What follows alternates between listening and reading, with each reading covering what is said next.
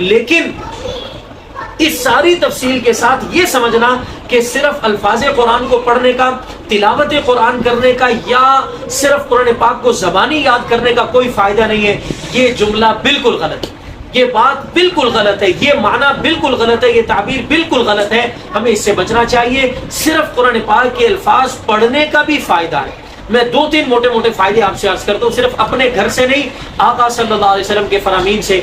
मशहूर रिवायत है, आपने सुना है, बच्चों को बचपन से याद करवाई जाती है। आप सल्लल्लाहु अलैहि वसल्लम ने फरमाया कि इंसान जब कुरान पाक की तिलावत करता है, एक हरफ पढ़ने पर अल्लाह जल्ल जलालहू इसे 10 नेकियां अता फरमाते हैं, 10 नेकियां अता फरमाते हैं। और इस हदीस के अंदर जो मिसाल आप सल्लल्लाहु अलैहि वसल्लम ने बयान फरमाई, देखिए जरा बलागत और फसाहत क्या खूबसूरत है आप सल्लल्लाहु अलैहि वसल्लम की। फरमाया, मैं ये नहीं कहता कि अलिफ लाम मीम, अलिफ लाम और मीम ये